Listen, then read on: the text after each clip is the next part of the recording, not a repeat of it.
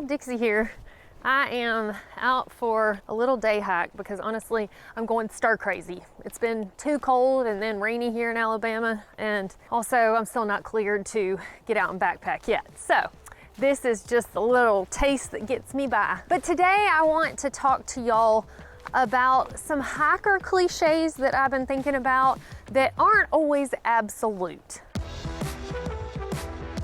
The first hiker cliche that comes to mind for me when I think of cliches is cotton kills. Now, I just actually mentioned this one in my last video, saying it in the way, you know, that cotton kills, beware. And while I think the sentiment is there to protect new hikers because it does hold on to moisture and it can lead to hypothermia, I don't think that there's just absolutely no application for cotton. In fact, I can think of two instances off the top of my head where wearing cotton on trail makes sense. One, when you are backpacking in the desert and it is the heat of the day and you are fine with having a wet t-shirt on you because it's hot. Another instance where I have worn cotton on trail and I in fact did not die was when I was through hiking the Appalachian Trail. It was the heat of the summer, and at night I didn't even sleep with my sleeping bag on top of me, and I enjoyed having something ventilated like cotton shorts. They were soft and they just felt nice. So I wore cotton shorts and actually a cotton tank top. And like I said, I'm here to tell you about it alive. So anyway, with that said, today is like 60 degrees in Alabama, and although I'm on a day hike and not intending to spend the night, I am wearing wool and synthetic leggings because this is not the time of year for cotton. The next hiker cliche I would like to address is hike your own hike. This one has good intentions, but I have seen it grossly misused. So what does hike your own hike actually mean? Well, it means how many miles should you hike in a day during your backpacking trip? Well, hike your own hike. You hike however many miles you want to. Should you wear boots or trail runners? Hike your own hike. You do whatever works best for your feet, regardless of what the masses do. And today, I'm actually wearing like some regular old Brooks running shoes. The issue I have with hike your own hike is people often use that for an excuse to be a jerk on trail. For example, if somebody catches you leaving a pile of trash up in the shelters and they say, you know, I just don't think that leaving trash up all in the shelters is leave no trace, and you say hike your own hike.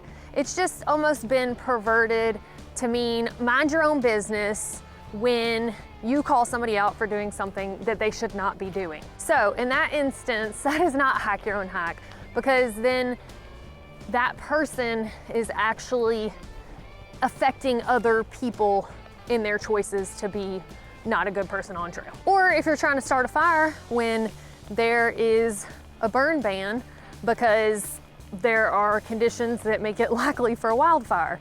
Hike your own hike does not cover that because your choices are affecting everybody else if you start a wildfire at camp. The next saying I want to talk about is never hike alone.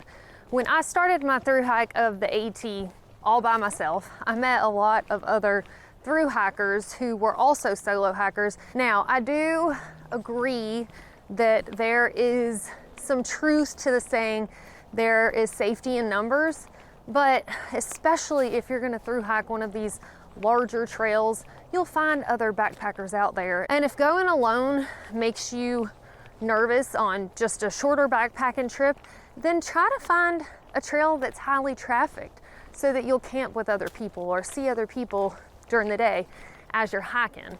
But I would say if you are a solo hiker, I do think that there are some precautions to take. And really, if you're any kind of hiker, it makes sense to have an in-reach device or some sort of personal locator beacon, and then have somebody at home who knows where you're at, what your plans are, and have an agreed upon time to check in with them. And if they haven't heard from you by X time on whatever date, then maybe they need to call for help. But I love going hiking and backpacking alone because I can do whatever I want, whenever I want to do it. The next cliche I'd like to address is the Be bold, start cold. This is in reference to when you wake up in the morning. Oh my goodness, there are these cute little raccoon tracks. Hold on real quick, I gotta show y'all. Anyway, we were on Be bold, start cold. What this is in reference to is when you're backpacking and it gets cold at night and you wake up in the morning and it's cooler than what is comfortable without, say, your puffy coat. And what this saying is suggesting is you go on and put away your puffy coat and start hiking even though you're a little uncomfortable because it's cold. But you know that if you start backpacking for like 10 minutes, actually start walking, woo! Like I mentioned, it's been raining here, so found a little mud.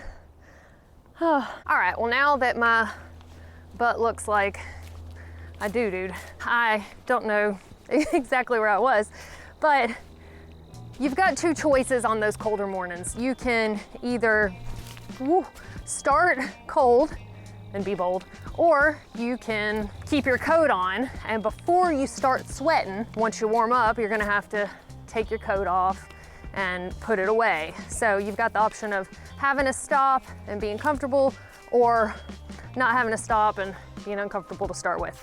So I'm a start warm kind of girl, and I like this new saying that somebody commented on Facebook. They said, screw the norm, start warm. And I think I'm gonna be in that camp.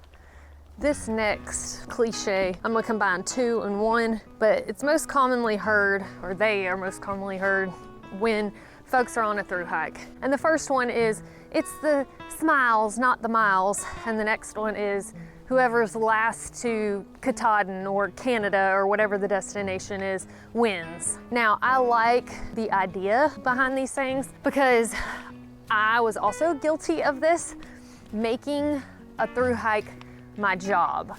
Like, I left the rat race of America to go thru hike, and it was the first time I'd had that much freedom in I don't know how long. And next thing I know, I'm making it militant. I have to be up by this time, and I have to start hiking. And then if I'm not up by that time, which, let's be real, I don't do a great job of getting up early, then I'm gonna have to hike into the night, and I'd night hike so much. And I just found myself not enjoying the freedom because I was so trained to make something my job. Now, with that said, you do have to take the backpacking part of a thru hike serious to actually get to your destination. You can't do 5 miles per day and in 6 months be from Georgia to Mount Katahdin. And being almost the last one to Katahdin the year that I thru hiked, I can say that soaking it up and making the most of your time is certainly special, and I don't regret it now that it worked out that I did actually get to finish my thru hike. But with that said, you can't hike 5 miles per day from Georgia to Maine and make it to Mount Katahdin in 6 months. So if you're somebody who really wants to make it more about the smiles and not the miles, then might I recommend something like a flip-flop thru hike, especially if you're doing something like the AT. So what this would look like is maybe starting at the halfway point, Harper's Ferry, hiking up to Mount Katahdin, and then getting some kind of transportation back to Harper's Ferry. Whew, about to sink, like the horse in the never-ending story. And hike south, where you'll still be running into some cold days, but everything's not gonna be shut down because of snow in the south like it would be in the north. The next one is, don't pack your fears. I have said this in the past, but I have actually said we pack our fears because I recognize that it is something that is natural for people to do. Because when you're gonna disappear into the wilderness for a while, you wanna make sure that you have everything that you need for that trip. But the key word there is what you need. And until you get more experience and you get tired of carrying extra weight that you don't really need, you gotta find that sweet spot. So of course, if you're afraid of being hungry, you might pack too much food. If you're afraid of being cold, you might pack too many changes of clothing. But the thing is, it makes sense to pack for those things. Even overpacking for those things is reasonable. And another time that packing your fears makes sense to me, packing bear spray in grizzly bear country. But I think the stress on this should be for things like a gunshot wound kit, for example. You just don't want to go overboard and carry everything but the kitchen sink and make yourself miserable. Another saying that I have had a lot of pushback against is you don't need to train for a thru hike, the trail will get you in shape. Now, while I still somewhat stand behind this one because I never physically prepared before any of my thru hikes and I was successful in completing them, but I understand that that might not be true for every single person out there. Rarely anything ever is. But regardless, even if it was possible that every single person could never train and still be successful on a thru hike, I recognize that you're gonna have a lot better of a time if you do prepare before you get out there and before you start, if you are in the best shape that you can possibly be in. Things like strengthening your legs, working on cardio, rucking a weighted pack up and down hills, walking around your neighborhood, losing some weight if you're overweight. All of these things will definitely help set you up for success and for transitioning into the trail lifestyle. Now, for you fellas, I will say that it might not necessarily hurt you if you start out with some extra weight, because guys do tend to drop a lot more weight on a thru hike than the ladies. Now, even if you are in the gym every single day, working out like crazy, you are not gonna get your trail legs until you've got a loaded up pack and you are out there hiking 10, 15, 20 miles per day. That's what I really mean about, you don't have to train like crazy because you're gonna get those trail legs once you get out on the trail. And the last one I wanna talk about today is life is better in hiking boots. Now, I know this really just means that life is better when you're hiking or on trail, but I do think that there is an assumption among people that starting out, you need boots for ankle support when you go hiking. Just a little story, when I started the Appalachian Trail, I started off with a pair of boots and I ended up with Achilles tendonitis within the first 30 something miles of the AT. And I kicked them off and I have never gone back to hiking boots, and I've backpacked over 10,000 miles now. Chances are most people who go backpacking, even on longer hikes, through hikes, you don't really need ankle support unless you have been told by a doctor that you must have ankle support.